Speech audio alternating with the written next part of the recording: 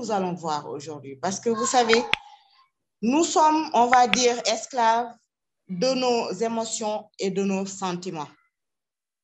Et quand on s'est adapté, c'est-à-dire quand on a décidé de faire copain-copain, on va dire, avec nos ressentis, pouvoir comprendre les émotions et les sentiments, parce que c'est différent. Il y a nos sentiments et il y a nos émotions. Et il est important de les découvrir, de les apprendre, de les ressentir. Quand ils sont là, on va savoir de quoi il s'agit. S'agit-il de sentiments ou s'agit-il d'émotions? Et nous allons voir la différence aujourd'hui parce que c'est très bien. En fait, ça aide la personne. On est toujours dans la connaissance de soi et ça aide à se connaître davantage. Nous avons, on va dire, quatre émotions. Ici, on va dire 4 émotions. Il y en a qui disent 6, il y en a qui disent même plus. Mais je préfère rester sur ces 4 parce que ces 4-là, comme dit mon prof, ces 4-là englobent tout. Et effectivement, vous allez le voir. Il y a la peur, il y a la tristesse, il y a la colère et il y a la joie. Vous avez vu que vous allez le voir plus tard, nous allons en discuter. Nous allons scrupuleusement essayer, parce que je vous le dis, traiter des émotions ou des sentiments, ça peut prendre des années et des années. C'est une vie entière. Il suffit juste de comprendre qu'est-ce que c'est que les émotions, qu'est-ce que c'est que les sentiments et pouvoir s'écouter. Parce que nous vivons d'émotions et de sentiments à longueur de journée. Ça nous accompagne. Si nous sommes, on va dire, associés ou collaborateurs avec eux, c'est tant mieux. Si nous sommes esclaves de nos émotions et de nos sentiments, ce n'est pas bien du tout. Ça veut dire qu'on n'a pas ce qu'appellent les Américains, les anglophones, on n'a pas du self-control. Et avoir du self-control, c'est apprendre à détecter, à reconnaître ses ressentis. Et être maître de son destin, c'est apprendre à reconnaître ses ressentis. Et c'est important de reprendre ce contrôle-là. Parce que quand on est maître de son destin, ça veut dire qu'ici, on a assumé le rôle qu'on nous a donné. Ça veut dire qu'on est conscient qu'on devra rendre des comptes au maître du jeu. Et pour rendre des comptes au maître du jeu, il faut bien jouer le jeu et réussir ce jeu-là. OK? Et la vie, c'est comme un jeu. C'est comme, je vous l'ai dit dans nos précédentes formations, c'est comme si on était dans un jeu vidéo. Et quand on est dans un jeu vidéo, on sait qu'il y a le maître du jeu, le créateur du jeu, et nous, on entre, on joue ce jeu-là. Et à chaque fois qu'on réussit, une autre porte s'ouvre. Et c'est comme ça qu'on mène notre vie jusqu'à ce que ça s'arrête pour nous. C'est-à-dire terminus pour nous. OK? Donc, essayons maintenant de décortiquer un peu à travers ces 4 émotions-là. On va voir la différence entre nos sentiments. Il est important de comprendre que les émotions, c'est quelque chose, ce sont en fait ce qu'on ressent, mais de vrai. C'est-à-dire que c'est physiologique. Quand on ressent une émotion, ça veut dire que ça arrive tout de suite. C'est quelque chose qui arrive. Ça s'accompagne d'action. C'est-à-dire que comprendre une émotion, c'est comprendre que quand je le ressens, il faut que j'agisse. C'est exactement ça. La différence entre l'émotion et les sentiments, c'est cela. Et je vais vous dire, ici, vous avez sur cette image cet exemple de cet homme qui traverse ce pont.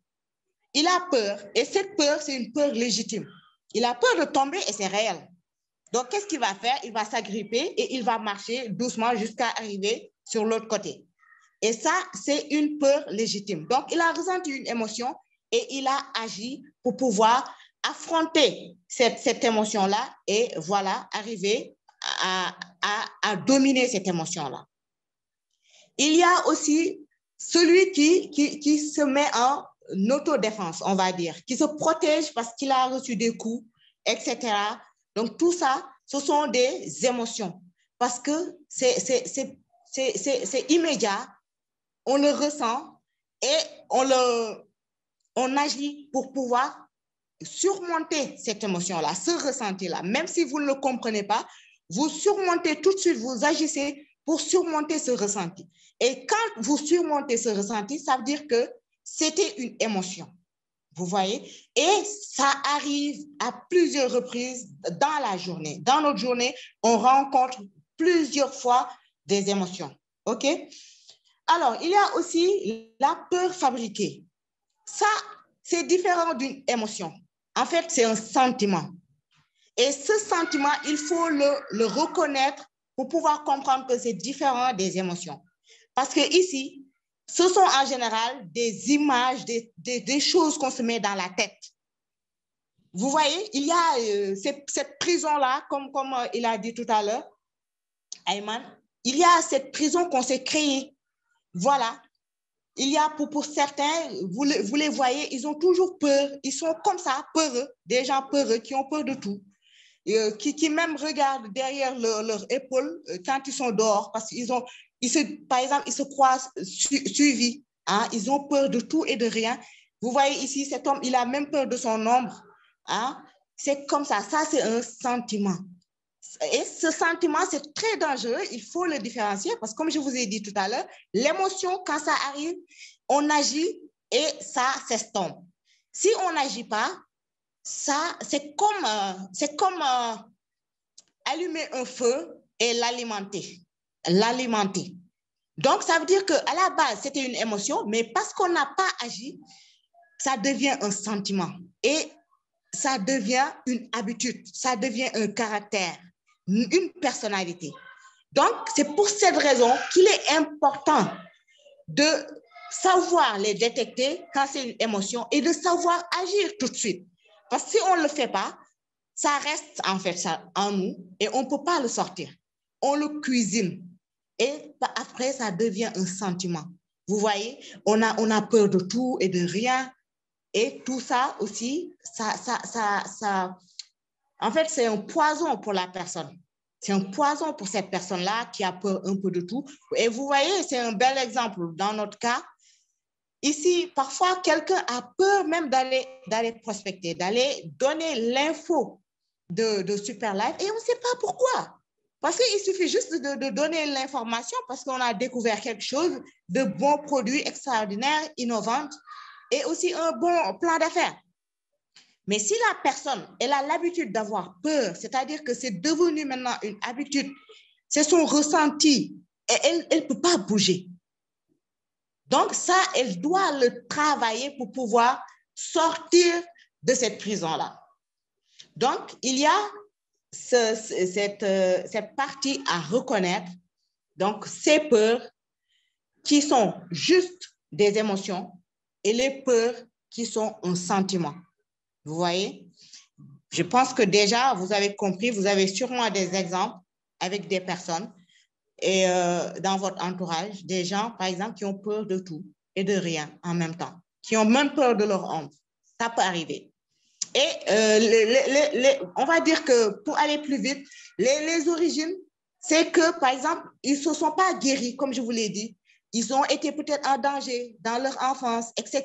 Quelque chose les a mis dans cet état-là et ils n'ont pas agi au moment où c'était approprié. Et après, ça résonne, ça revient. Ça, en fait, c'est comme un fantôme qui revient comment on dit, les fantômes, qu'est-ce qu'ils font? Le mot m'a échappé, donc voilà. Voilà, merci, super. Les fantômes qui viennent vous hanter, voilà, et on reste comme ça. On ne peut plus s'en sortir, c'est comme une prison. Ça veut dire qu'il faudra travailler sur soi-même pour pouvoir se libérer de ça. Vous voyez? Donc, c'est ce tableau-là, je vais le répéter à plusieurs reprises et ça vous donne l'opportunité de bien regarder et de bien suivre le cours. Il y a aussi la tristesse, ce sentiment ou émotion. On peut aujourd'hui avoir une tristesse passagère, une tristesse, on va dire, légitime, parce qu'on a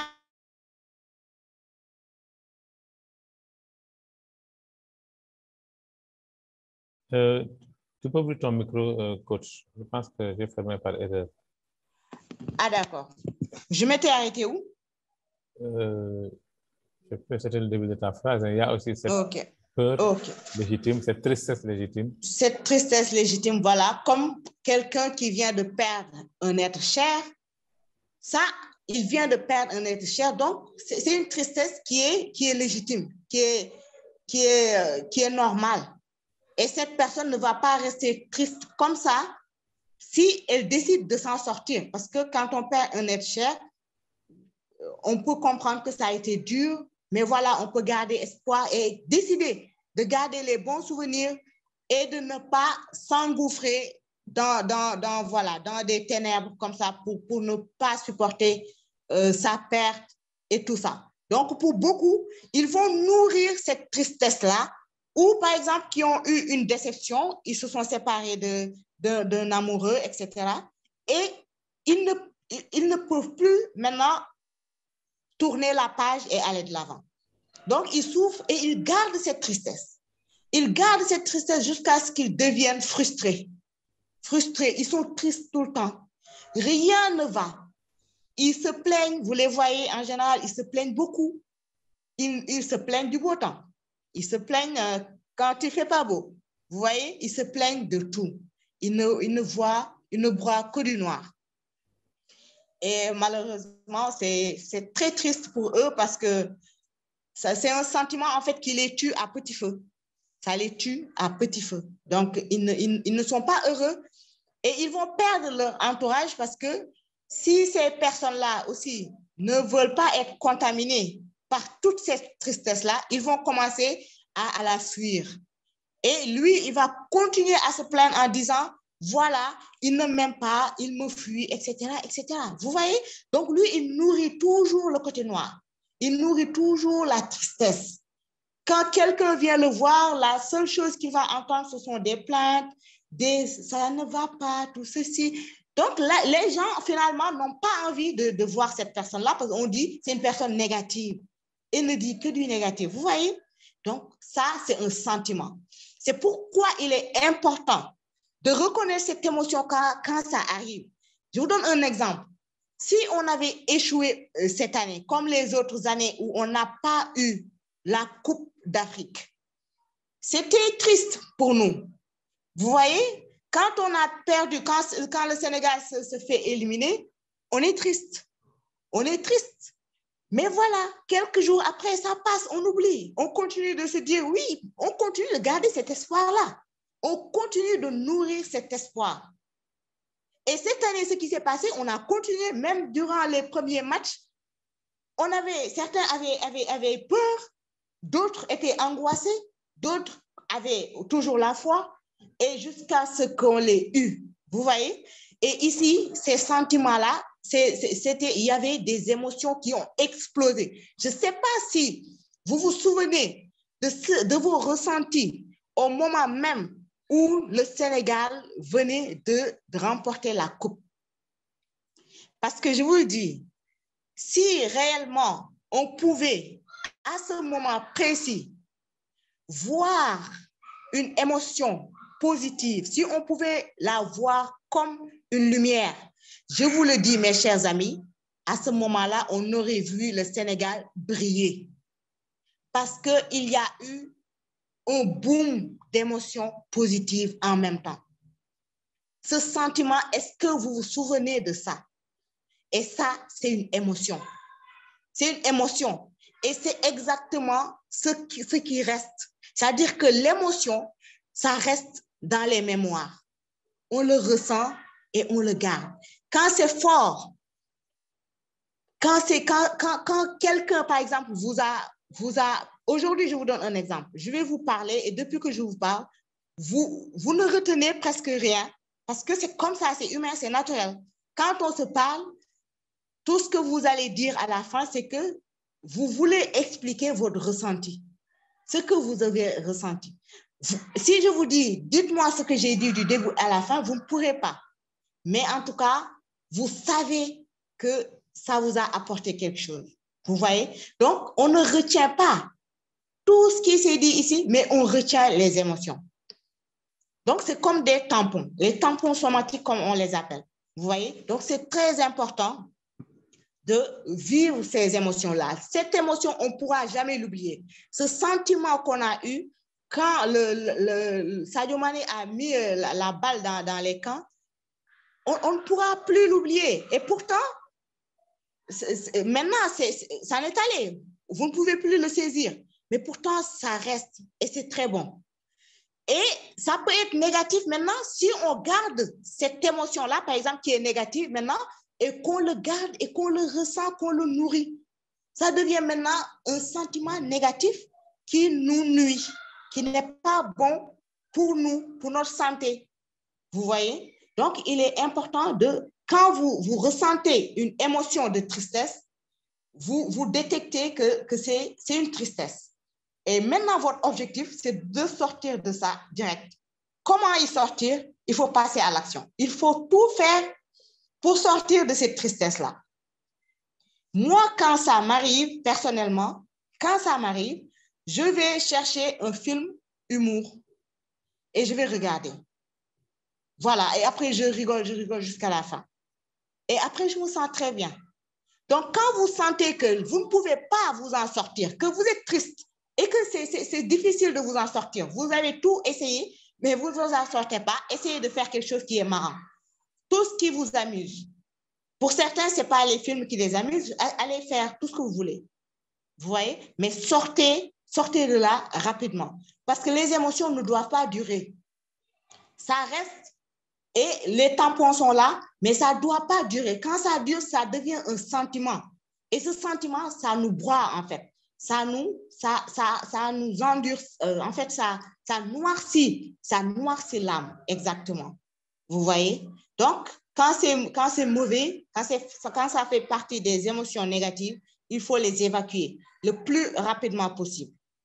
D'accord? Donc, ici, vous voyez la tristesse, comme je vous ai dit tout à l'heure, une perte, une séparation. Et ça, c'est ce qu'on recherche. Vous voyez, le besoin, vous recherchez du réconfort. Donc, allez rechercher du réconfort par tous les moyens. Mais ne restez pas à vous lamenter sur votre sort. Vous voyez?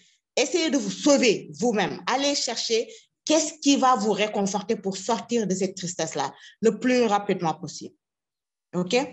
Alors, on passe maintenant à cette autre émotion qui est la colère.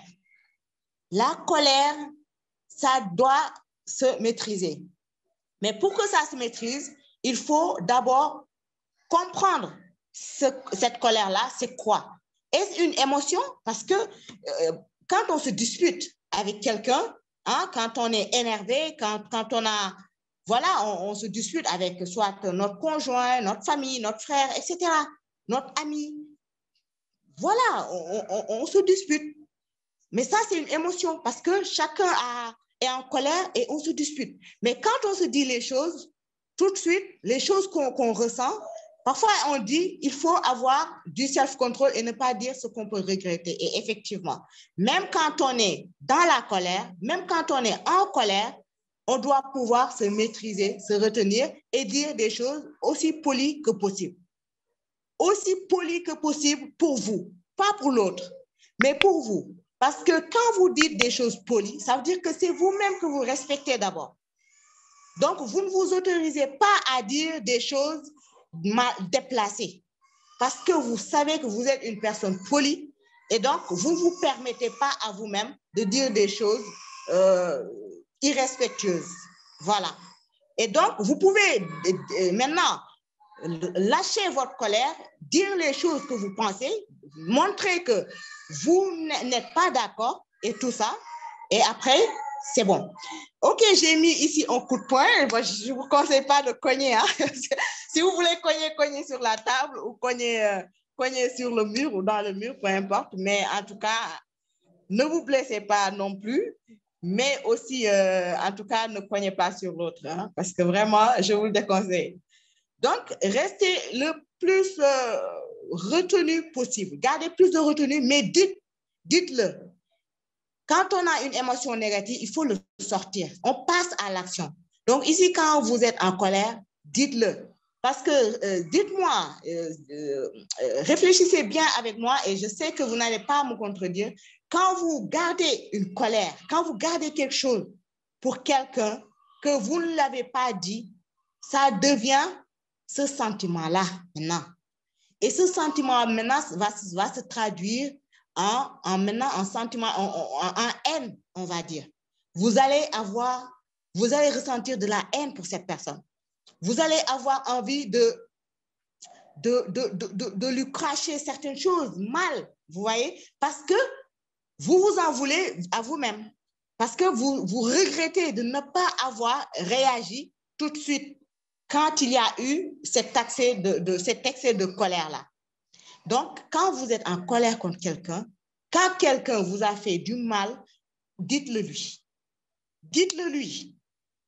Pour la plupart, regardez bien, vous allez voir des gens à qui on taxe de colériques, on va dire. Ces gens-là, ce sont des gens en général qui, quand on leur fait du mal, ils agissent tout de suite. Ils vous disent ce qu'ils ont à vous dire. Mais remarquez que ce sont ces gens-là qui ne gardent jamais, je vous le dis, de colère. Ils vous ont dit ce qu'ils avaient à vous dire, mais après, ils en ont fini. Maintenant, c'est parfois vous-même qui allez garder ce sentiment de colère-là, qui allez nourrir ça, qui allez nourrir cette haine, or que cette personne-là, elle ne ressent plus rien pour vous. Elle n'a plus, en fait, elle n'est plus fâchée contre vous. Elle en a fini avec cette histoire-là, parce qu'elle vous a dit ce qu'elle voulait vous dire et qu'elle s'est libérée. Mais si vous n'avez pas fait la même chose qu'elle, malheureusement, vous allez garder ce sentiment. Mais si vous avez agi en même temps qu'elle, vous allez voir que vous allez vous réconcilier le plus rapidement possible. C'est pourquoi il est important de dire ses émotions, de passer à l'action quand vous le ressentez. Quand vous êtes en colère, quand vous n'êtes pas d'accord avec quelqu'un, dites-le lui. Parce que si vous ne le dites pas, ça crée ce sentiment-là. Ça vous broie à l'intérieur. Et c'est encore pire, ce sentiment-là. Ce sentiment, c'est comme je vous le dis souvent, c'est comme boire du poison et espérer que l'autre meure. Vous voyez, c'est très dangereux. Il ne faut pas garder de la colère en vous. Garder de la colère, c'est nourrir de la haine. Et ça, c'est vous qui allez payer les pots cassés. C'est vous qui allez payer les pots cassés, donc n'acceptez pas. Pour personne, n'acceptez pas de garder une colère. Si vous voulez dire quelque chose à quelqu'un, dites-le lui. Et je répète, de la meilleure manière possible. Parce que ça, c'est même de la religion, on va dire. Chez nous, vous avez vu dans le Coran, vous avez vu même quand Moussa allait affronter Pharaon, vous avez vu, Allah lui a dit, parle-lui, mais parle-lui avec égard. Ça veut dire que la personne doit avoir de l'égard à chaque fois. On ne doit pas laisser sa colère nous dominer, hein, pour pouvoir dire des absurdités à la personne ou même l'insulter ou même tout ça. On dit ce qu'il y a. On dit ce qu'il y a, ce qu'elle a fait ou ce que vous pensez d'elle, etc. Mais toujours avec des mots qui ne blessent pas, c'est-à-dire des mots qui ne sortent pas comme des balles. Parce que quand c'est une balle qui sort, le feu est déjà parti, comme on dit, le coup est déjà parti. C'est fini. Ça veut dire que ça va la blesser. Et il y a un dicton indien qui disait, si on enfonce un clou dans le mur de bois, même si on l'a retiré, il restera toujours le trou. C'est-à-dire qu'on a enlevé le clou, mais le trou va rester. Vous voyez? C'est comme casser aussi une assiette en verre. Si on casse cette assiette en verre, on aura beau vouloir recoller cette assiette ne sera plus jamais comme avant.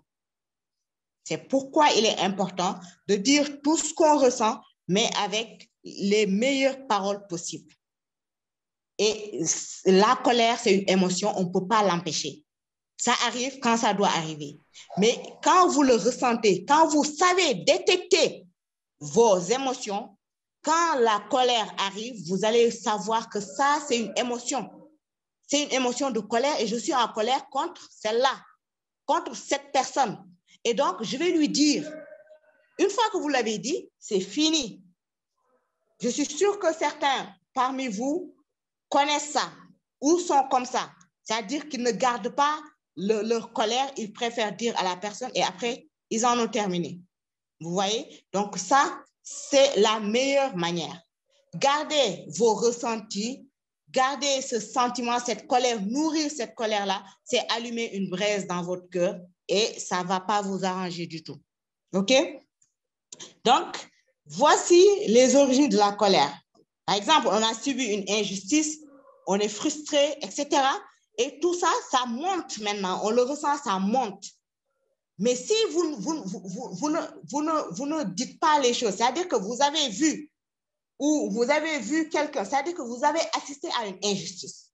Vous avez vu ou vous avez subi une injustice ou vous avez assisté à quelqu'un à qui on a fait du tort.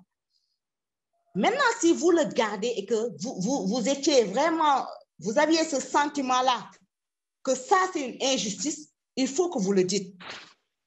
Si vous ne le dites pas, vous allez voir que ça va, vous allez le nourrir. Vous allez nourrir cette colère-là envers cette personne-là. Donc, dites-le. Dites-le et vous allez voir que ce sera réglé.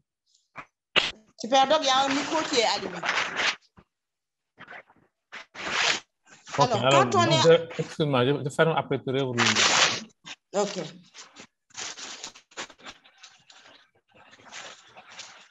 C'est bon. Ouvre le tien. OK. Donc, quand on est en colère, on a besoin d'être entendu. C'est pour ça qu'il est important d'exprimer son ressenti. Exprimez-le, dites-le avec des mots. C'est important que ça sorte. Donc, quand vous le dites, vous allez voir que vous vous sentez mieux. Parce que ce qui est dangereux, et je le vois dans nos cultures, certains, on nous a même éduqués, on va dire formatés, à ne pas dire ses colères. C'est-à-dire quand on est en colère, on nous interdit même de sortir ça. On nous interdit de parler et tout ça. Et ça, c'est pas bien. C'est dangereux. Donc, il faut le dire. Il faut dire quand vous le ressentez. Dites-le. OK? Dites-le et changez les choses. Donc, passez à l'action. Comme je vous ai dit tout à l'heure, une émotion, vous allez la reconnaître quand vous devez agir. C'est-à-dire que vous agissez. Ce n'est pas quelque chose qui dure dans le temps. Une émotion, c'est tout de suite. Et une émotion, ça se ressent au niveau du corps. C'est le corps qui le ressent. Quand on est en colère, on le voit sur le visage. Quand on a peur, on le voit. C'est-à-dire qu'il y a le langage non-verbal qui agit, qui parle. Donc, quand quelqu'un a une émotion qui est là, soit une peur, une colère, une tristesse, une joie, ça se voit. On le voit. Donc, l'émotion, ça se voit. Or que le sentiment ne se voit pas. Le sentiment, ça veut dire que la personne a laissé, l'a tellement nourri que maintenant le subconscient l'a pris. C'est devenu automatisé en lui. Donc, c'est un ressenti, c'est quelque chose qui fait partie maintenant de lui. Donc, il est très important d'évacuer ces trois émotions-là avant qu'elles ne deviennent des sentiments. Vous voyez, c'est très important. Faites le nécessaire pour réellement évacuer tout ça. Parce que la personne que ça va blesser le plus, c'est vous. Donc, il faut réellement évacuer ça complètement. Alors, on passe maintenant à cette émotion. Cette émotion qui est la joie, elle est toujours légitime. Même quand elle est fabriquée, elle est légitime. Vous voyez, cette émotion, c'est à nourrir. On nourrit cette émotion jour après jour. Et on a fait un sentiment, on a fait un caractère, on a fait une personnalité. Il faut nourrir sa joie de vivre par tous les moyens. Pourquoi? Parce que c'est un remède. C'est un remède contre toutes les maladies, mes chers. C'est un remède contre la tristesse, contre toutes ces émotions. Contre la tristesse, contre la colère, contre la peur. Alors, nourrissez votre joie de vivre. Montrez-le, vous voyez, avec beaucoup d'humilité. Parce que montrer sa joie de vivre ne signifie pas il y a ce mot qui est parti, trop, exubérant, on va dire, voilà, ou alors même, oh là là, mais super dog, le latin, je perds mon latin. Oui, ça arrive des fois. Voilà, donc en fait, il ne s'agit pas d'être trop voyant, de se montrer, d'être trop exubérant, on va dire, tout ça, non. Il faut, avec beaucoup d'humilité, mais le ressenti, il faut que ça vibre à travers vous. Pourquoi? Il faut que ça soit contagieux. Vous avez vu ces filles, quand on les regarde, rien qu'à travers leur sourire, on a envie de sourire. Vous voyez? Et ça veut dire que ça doit être contagieux. Quand on nous voit, rien qu'à nous voir, on a envie de sourire parce que c'est nous. Vous voyez? Donc, il est important de nourrir cette joie-là. Il est important de nourrir, de montrer sa joie de vivre. Ça, c'est vraiment le sentiment qui va effacer les autres sentiments. Si ce sentiment-là domine, les autres sentiments n'auront plus de place. Donc, alimentez, nourrissez votre joie de vivre. Parce que quand on nourrit la joie de vivre, on a toutes les émotions positives possibles. Vous voyez? On ressent de la gratitude. On profite de chaque instant de sa vie. On profite des gens qu'on aime. On profite de tout. Vous voyez? Et on est reconnaissant envers le bon Créateur. Ça, c'est réellement, il faut le montrer, il faut le vivre tout le temps. C'est vrai que je fais partie des gens qui disent que on va dire le concept, ce concept-là, tout le temps positif, que c'est du bidon, effectivement, parce que nous sommes des êtres humains. Nous sommes des êtres humains et nous sommes réels. Mais quand on y croit, c'est-à-dire qu'il s'agit d'être vrai. Il ne s'agit pas de se dire, oui, je suis heureux, je suis à chantonner tout le temps, mais ça, finalement, c'est même du théâtre qu'on fera. Parfois, ces gens qui le font, malheureusement, ce sont les plus malheureux. En fait, ce qu'ils alimentent, ce n'est pas vraiment de la joie. C'est une tristesse camouflée et ils veulent s'en sortir. Mais ils n'ont pas le bon remède pour s'en sortir. Donc, ils utilisent ça et ce qui est malheureux, c'est que ça rebondit au moment où ils s'y attendent le moins. Et ça vient, ça les secoue. Vous allez voir que ces gens-là, ce sont des gens, peut-être que vous en rencontrez dans votre entourage, ils sont tout le temps à montrer qu'ils ont la joie de vivre, ils se disent positifs, mais tout ça. Mais quand il y a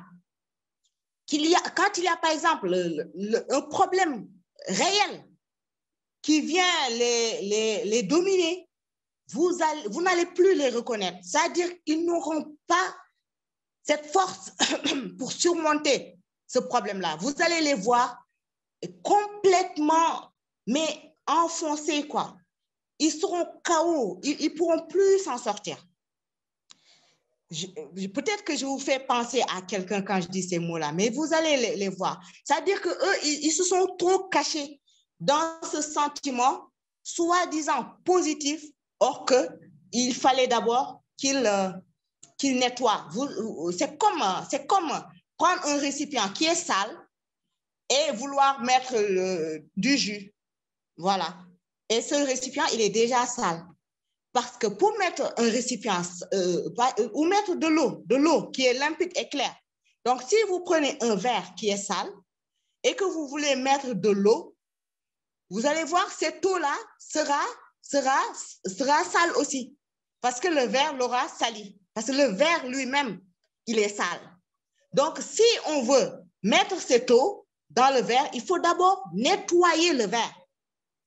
Il est important de nettoyer d'abord le verre pour pouvoir mettre de l'eau potable maintenant.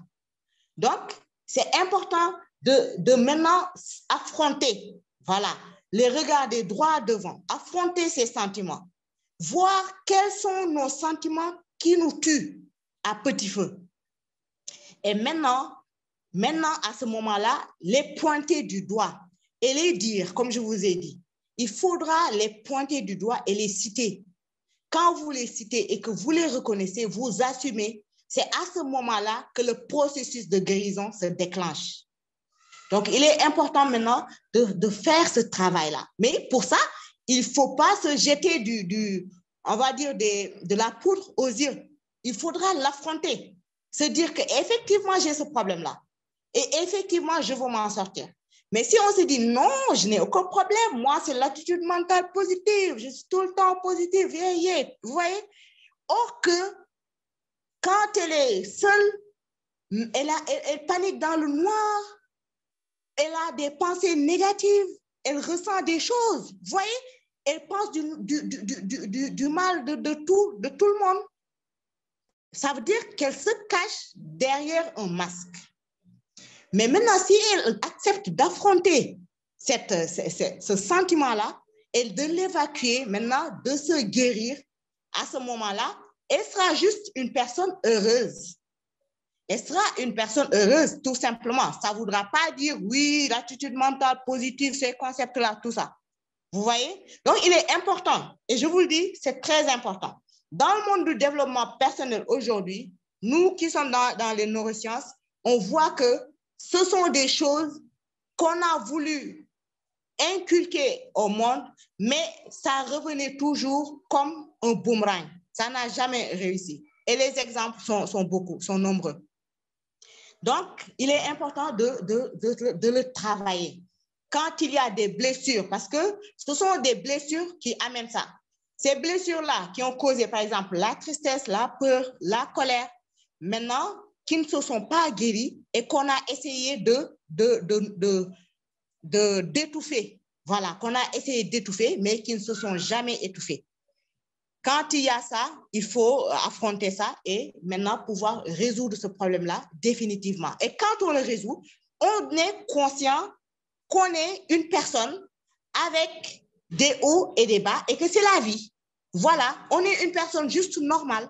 Ce n'est pas que je suis heureuse tout le temps, je suis positive tout le temps, non. Je sais que c'est la vie et que la vie est composée de bonheur et de malheur. Et que quand le bonheur est là, je m'en réjouis. Quand le malheur est là, je l'affronte. Je l'affronte parce que j'ai la foi et que je sais qu'après le malheur, le bonheur va revenir. Ça veut dire qu'à ce moment-là, on a repris le contrôle. On est maître de soi-même. Vous voyez? Donc, il est important de nourrir cette joie-là qui est saine. Ce n'est pas se cacher, mais c'est la vivre avec beaucoup de quiétude. On est juste bien parce qu'on ressent cette gratitude, on est beaucoup plus mature, on ressent ce sentiment qui est vrai. Quand les choses arrivent, je vois ces émotions, je reconnais quand c'est une colère, je reconnais quand c'est une peur, quand je dois me protéger, je reconnais quand c'est de la tristesse et je sais maintenant comment je vais faire pour sortir de ces sentiments-là, de ces émotions-là. Quand j'en sors maintenant, je sais que c'est comme ça la vie, on continue à vivre. Voilà, vous voyez? Donc, il est très important parce que le bonheur, il faut comprendre que le bonheur, en fait, il y a beaucoup, comme je vous ai dit tout à l'heure, ces concepts-là qui se disent à la recherche du bonheur. Et beaucoup se disent, voilà, je suis à la recherche du bonheur, mais tout à l'heure, vous avez vu lors de votre relaxation, vous avez vu quand il a parlé de ça.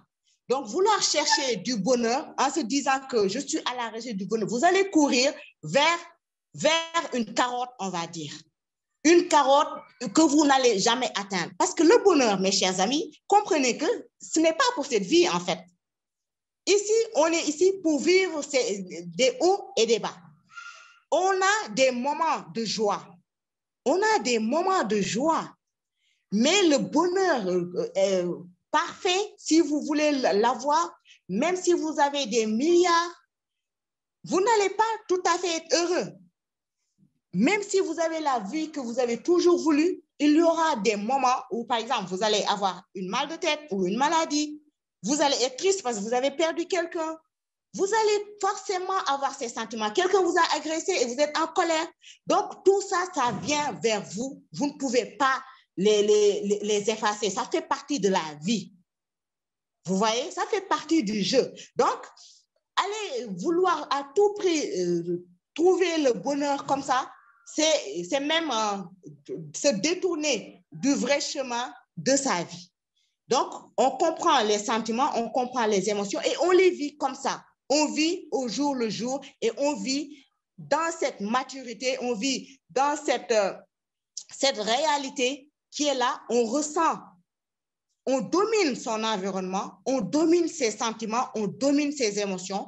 Et quand ça arrive, on sait que c'est là.